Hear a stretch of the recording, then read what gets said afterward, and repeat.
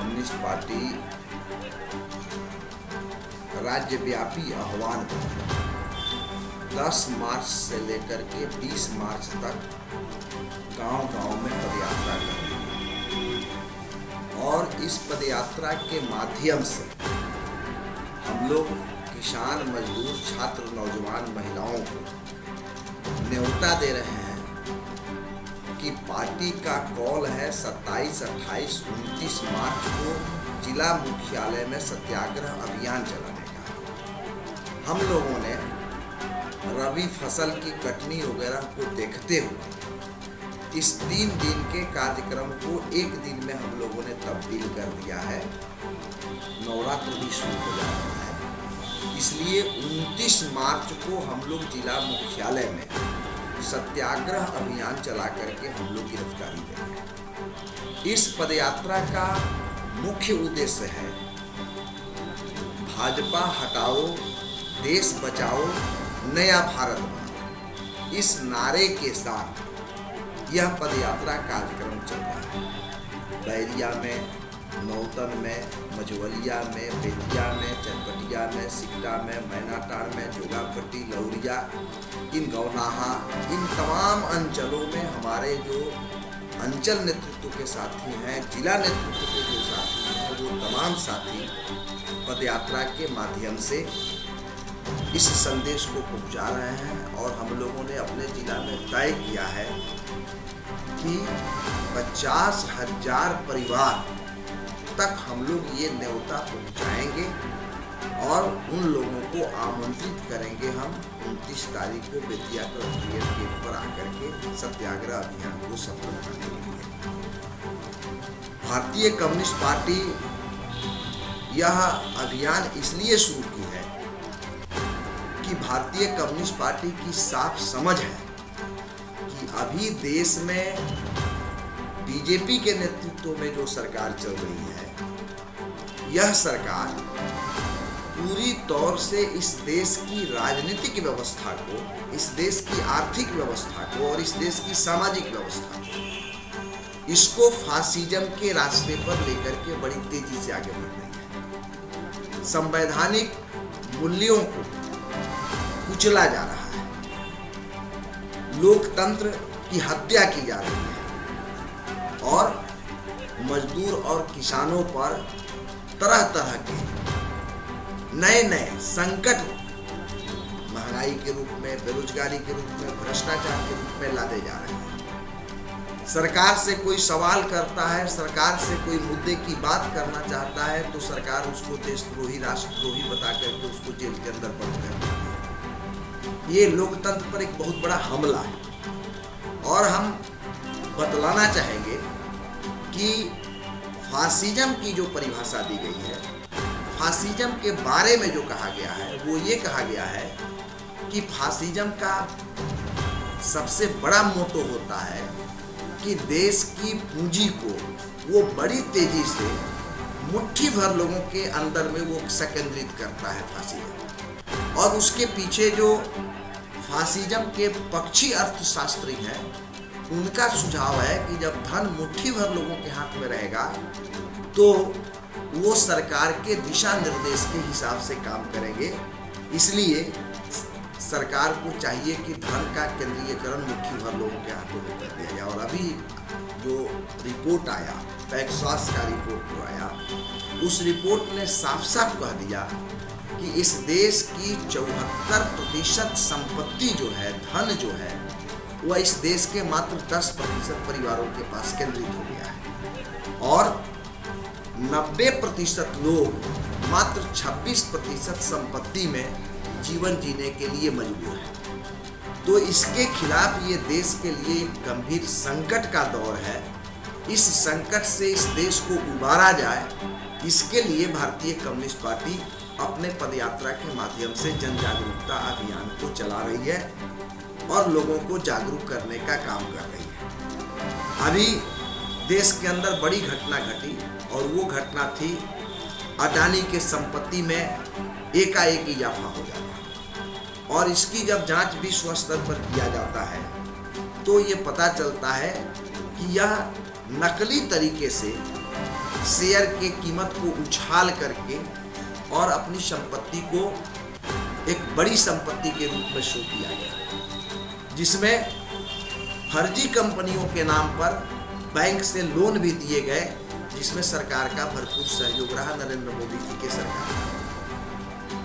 देश के अंदर देश के बाहर लगातार ये सवाल उठे कि अडानी प्रकरण का जांच जो है वह करवाया जाए, किसी न किसी एजेंसी से कराया जाए। लेकिन किसी एजेंसी से अडानी प्रकरण का जांच नहीं कराया गया, बल्कि मोदी भक्त और बीजेपी के लोगों ने कहा कि अडानी के संपत्ति पर प्रश्न उठाना ये राष्ट्रद्रोह है, ये राष्ट्र का खिलाफ है, ये राष्ट्र के विरोध की बात है।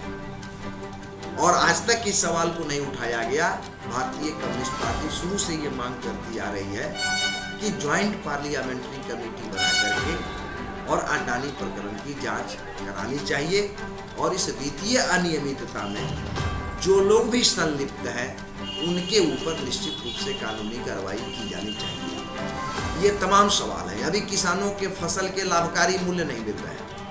पिछले 3 वर्षों से गन्ना किसानों के मूल्य में कहीं कोई बढ़ोतरी नहीं किया गया, जिससे गन्ना किसान परेशान है। सरकार स्वयं कही थी कि किसानों के फसल का हम लाभकारी मूल्य देंगे। लाभकारी मूल्य देने का मतलब है कि स्वामीनाथन कमेटी ने जो रिपोर्ट दिया, उस रिपोर्ट ने एक C2 का फॉर्मूला दिया। वो C2 का फॉर्मूला ये था कि कृषि में जितना लागत है उसका 1.5 गुना दाम किसान के उस फसल का तय होना चाहिए, मिलना चाहिए। आज तक सरकार किसान के फसल का लाभकारी मूल्य नहीं दे सकी। उल्टे में अभी जो बजट आया, उस बजट में किसानों को सब्सिडी दी जाती थी, उनके उपकरण पर, यंत्रों पर, खाद पर, तरह तरह के जो सब्सिडी दिया जाता है, कृषि बजट को ही घटा दिया गया। मनरेगा के बजट को घटा दिया गया, जिससे ग्रामीण क्षेत्रों में बड़े पैमाने पर बेरोजगारी बढ़ने की संभावना बढ़ गई है। शिक्षा, स्वास्थ्य जैसे महत्वपूर्ण क्षेत्र के बजट को कम कर दिया गया, समाज कल्याण के बजट को कम कर दिया गया। तो ये तमाम जो अभी आर्थिक संकट इस देश के अंदर जो दिखलाई पड़ रहे हैं, जिससे इस देश की करोड़ों जनता इस संकट के भंवर में डूबती हुई नजर आ रही है, उसी करोड़ों जनता को भारतीय कम्युनिस्ट पार्टी जागरूक करके और भारतीय जनता पार्टी जैसी फासिस्ट पार्टी को सत्ता से बेदखल करने के लिए, सत्ता से हटाने के लिए और एक नया भारत बनाने के नारे के साथ आज आंदोलन में है, पदयात्रा में है। हम नया भारत बनाना चाहते हैं। लोगों के मन में होगा कि भाई भारत, नया भारत का मतलब क्या होता है? भारत तो भारत है। नया भारत हम बनाना चाहते हैं, एक ऐसा भारत बनाना चाहते हैं जिस भारत में इंसान के द्वारा इंसान का शोषण नहीं किया जाए। हम एक ऐसा भारत बनाना चाहते हैं जिस भारत में सभी व्यक्ति को उसकी योग्यता और क्षमता के अनुरूप उसके रोजगार की गारंटी दी जाए। हम एक ऐसा नया भारत बनाना चाहते हैं जिसमें शिक्षा और स्वास्थ्य इसकी गारंटी इस देश के तमाम एक एक नागरिक के लिए हो। ऐसा भारत हम बनाना चाहते हैं। हम ऐसा भारत बनाना चाहते हैं कि जिस किसान को भगवान का दर्जा दिया गया है, जो अन्न पैदा करा है और पूरे देश को खिलाता है, उस किसान को इस देश के अंदर सम्मान मिले और उसके मेहनत का उचित कीमत मिले। ऐसा भारत बनाना हम चाहते हैं। बेरोजगार जो हमारे नौजवान हैं, दर दर के जो भटक रहे हैं, जिनका बड़े पैमाने पर आज धार्मिक अंधविश्वास को फैलाने के लिए जिनका इस्तेमाल किया जा रहा है, हम उन नौजवानों के रोजगार के गारंटी के करना चाहते हैं। नया भारत में बेरोजगारी दूर करना हम चाहते हैं, और वो बेरोजगारी दूर होगी जब देश के अंदर सार्वजनिक उपक्रमों की संख्या बढ़ेगी। अभी बीजेपी की सरकार जो है वो तमाम सार्वजनिक उपकरणों को बेच रही है। इस देश में सार्वजनिक क्षेत्र को मजबूत करने में भारतीय कम्युनिस्ट पार्टी की बहुत बड़ी भूमिका रही है। 1952 में जब पहली बार चुनाव हुआ, 57 में चुनाव हुआ, 1962 में जब चुनाव हुआ, तो इन 3 चुनावों में भारतीय कम्युनिस्ट पार्टी भारतीय पार्लियामेंट में विपक्ष की सबसे बड़ी पार्टी थी। और उसी दौरान भारतीय कम्युनिस्ट पार्टी ने इस देश के सार्वजनिक उपक्रम को मजबूत करने का फैसला लिया, सरकार से मांग किया, लड़ा पार्लियामेंट के भीतर और बाहर, और तब जाकर के इस देश में सार्वजनिक उपक्रमों की स्थापना हुई, सार्वजनिक क्षेत्र का विस्तार किया गया। आज उन सार्वजनिक क्षेत्रों और उपक्रमों को ये भाजपा की सरकार बेच रही है। जहां बड़े पैमाने पर रोजगार की संभावना है, उन तमाम क्षेत्रों को बेचा जा रहा है, जिसलिए बेरोजगारी बढ़ रही है। हम जब नया भारत बनाने की बात करते हैं तो इसका मकसद ये है कि हम एक ऐसे भारत का निर्माण करना चाहते हैं जिसमें सार्वजनिक उपक्रमों, सार्वजनिक क्षेत्रों की संख्या ज़्यादा हो और जहां सबसे ज़्यादा नौजवानों को रोजगार मिलने की संभावना हो। तो इस तरह के भारत का निर्माण हम करने के लिए आंदोलन के मैदान में है, सत्याग्रह के मैदान में है।